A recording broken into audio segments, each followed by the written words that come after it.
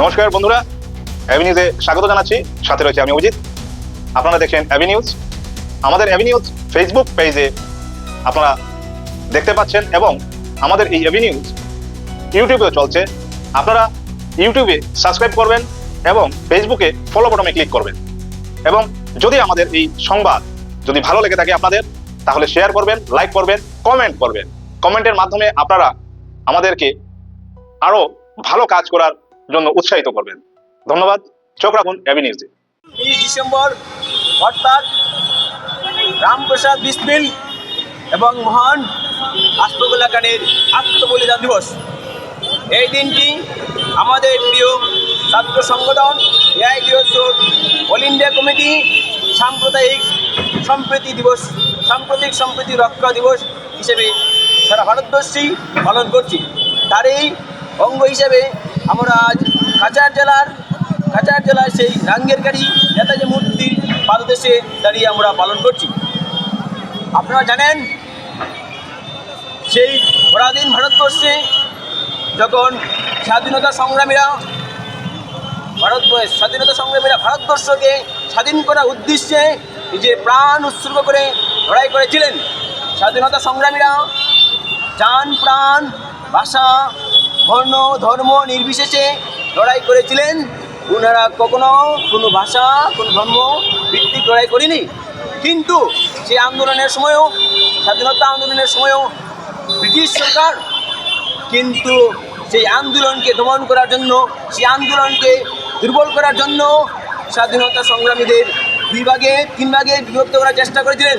জাত পাত ধর্ম নিয়ে ওনারা বলেছিলেন, ওনাদেরকে বিভক্ত করার চেষ্টা করেছিলেন।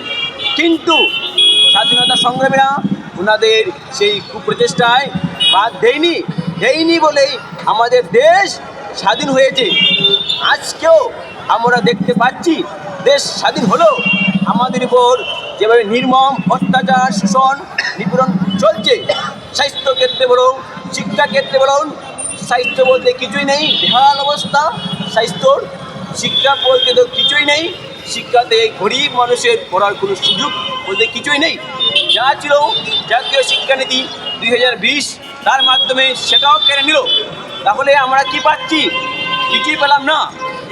তার মধ্যে আমাদের যা প্রয়োজন ছিল সেই ঐক্যবদ্ধ গণতান্ত্রিক আন্দোলন করার, সেই ঐক্যবদ্ধ গণতান্ত্রিক আন্দোলন যাতে আমরা গড়ে তুলতে না পারি, তার জন্য আমাদের দেশের শাসক গোষ্ঠী আমাদেরকে জাতি ভাষা বর্ণ এগুলাতে বিভক্ত করার চেষ্টা করছে। অসমিয়া অন্য অসমিয়া, হিন্দু মুসলিম এইভাবে বিভক্ত করার চেষ্টা করছে। কিন্তু এটা তো সঠিক কথা নয়। আমাদের আসল সমস্যা কি? যে হিন্দি বলো, অসমিয়া বলো, অন্য অসমিয়া বলুন, সবারই শিক্ষার প্রয়োজন, সব গরিব মানুষেরই স্বাস্থ্য প্রয়োজন, সবারই স্বাস্থ্য প্রয়োজন। কিন্তু কী দেখতে পাচ্ছি আমরা দেখতে পাচ্ছি যাদের টাকা আছে সেই লোকগুলোই চিকিৎসা পাচ্ছে, সেই লোকগুলোই শিক্ষা পাচ্ছে, যাদের টাকা নেই তারা পাচ্ছে না। কিন্তু এই বিষয় নিয়ে আমাদের যোগদান আন্দোলন করার ছিল, যেটা আমরা গড়ে তুলতে পারি না। এই কারণেই সেই জাতি ভাষা বর্ণ নির্বিশেষে যে আন্দোলন করার ছিল সেটা গড়ে তুলতে পারছি না আমরা। এই কারণেই আমাদের এইখানে যে শাসক গোষ্ঠী বারেই সেইগুলা উস্কানি দিচ্ছে, যাতে আমরা ঐক্যবদ্ধভাবে গণতান্ত্রিক আন্দোলন গড়ে তুলতে পারছি না। যদিও এটা ঠিক, একমাত্র আমাদের সংগঠন এআইডিএসএ ঐক্যবদ্ধ গণতান্ত্রিক আন্দোলন গড়ে তোলার চেষ্টা সারা ভারতবর্ষেই সর্বপ্রকার সর্বশক্তি দিয়ে লড়াই করে করার চেষ্টা করছে। তো আমি যেটা বলতে চাইছি, আমাদের সংগঠন এখনও সারা ভারতবর্ষের গরিব ছাত্র সমস্যা নিয়ে লড়াই করছে। আমরা আশা করছি আমরা আগামীতে এই লড়াই আরও শক্তিশালী করে গড়ে তুলতে পারবো। আমাদের আরেকটা বিষয় হচ্ছে, যেটা আমার বলার সবচেয়ে আক্ষেপের সঙ্গে আমাকে বলতে হচ্ছে, যে আজকে আমাদের সামনে শিক্ষা বলতে কিছুই নেই, স্বাস্থ্য বলতেও কিছু নেই, বেঁচে থাকারও কিছু নেই। বেঁচে থাকার জন্য আমাদের লড়াই ছিল ঐক্যবদ্ধ গণতান্ত্রিক আন্দোলন করার জন্য।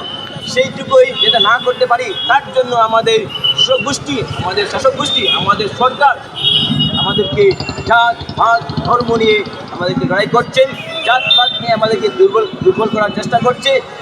আমরা এআইডিএসের পক্ষ থেকে বলছি, যাতে মানুষ এই ধরনের বিভ্রান্তিতে না যায়, যাতে মানুষ জাতপাত ঐক্যবদ্ধ হয়ে মানুষ যাতে গণতান্ত্রিক আন্দোলন গড়ে তুলতে পারে, মানুষ যাতে নিজে বেঁচে থাকা লড়াইয়ে সামিল হতে পারে, মানুষ যাতে বেঁচে থাকতে পারে।